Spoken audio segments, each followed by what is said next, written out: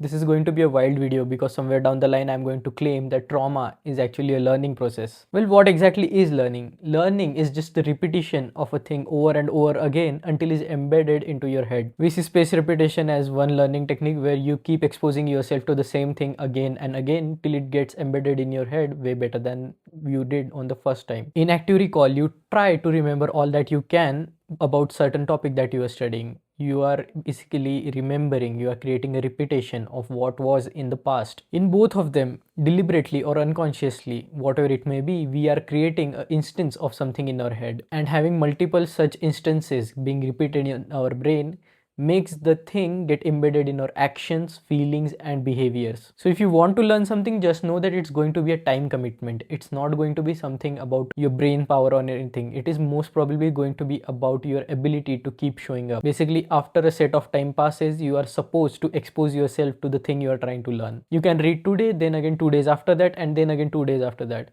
So on that day, you will realize that, hey, I am way better on that day than I was when I started. Those are the simple mechanics of learning. Exposure and repetition is what makes us learn. So learning is not going to be something very complicated. It is actually simple but tough. It's just a game of commitment where you say, hey, I am serious about this thing, so I'm going to keep exposing myself to the same thing again and again till I'm better at it. A learned man who is committed to visiting the shrine again and again. And I bet most of the people who are unhappy with their learning skills are not actually lacking in any sense when it comes to their brain. It's actually commitment issues. They are not able to visit the shrine again and again. You are supposed to create repeated exposure. And then I found a parallel between learning and trauma or overthinking. Both trauma or overthinking lead to a repeated creation of instances in our head, and most of the times they are negative ones, and those repetition of instances shape our feelings, behavior, and action. Those instances, when repeated, are teaching us something. They're making us learn something, and the lessons might be negative things like, hey, don't be visible,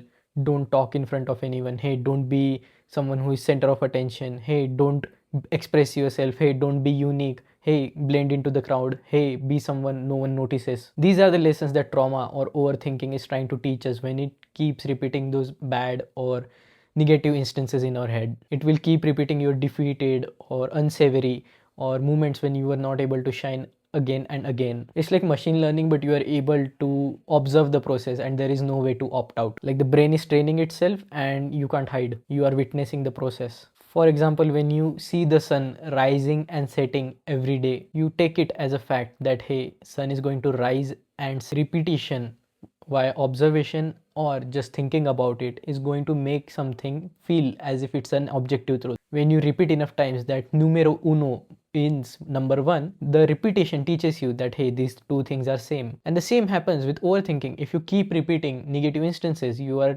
learning a behavior where you are going to make yourself small. Even if that thing happened once, by creating repetition of those instances in your head, by overthinking about it, you are repeating the same thing 500 times.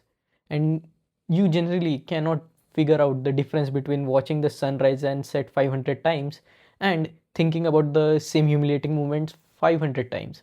Both of them lead to a learning experience in your head that feels inherently utterly objective. Like if you keep replaying the moment where you spoke up and got ignored, if you keep thinking about it 500 times, then you will learn that, hey, if you speak, you will be ignored, and that will become your enforced behavior. You will learn that and you will not speak up again. And that all happened because you kept repeating the same thing. Basically, it doesn't matter if the repetition was actual or just imagined. The repetition is going to teach you, whether synthetic or organic. So choose your repetitions wisely because you are going to train yourself. Repetitions dictate your thoughts and behaviors and thus dictate your life. And thus by corollary, if you dictate your repetitions, you dictate your life. There might be some repetitions that you cannot choose, intrusive thoughts or some thoughts that just keep haunting you.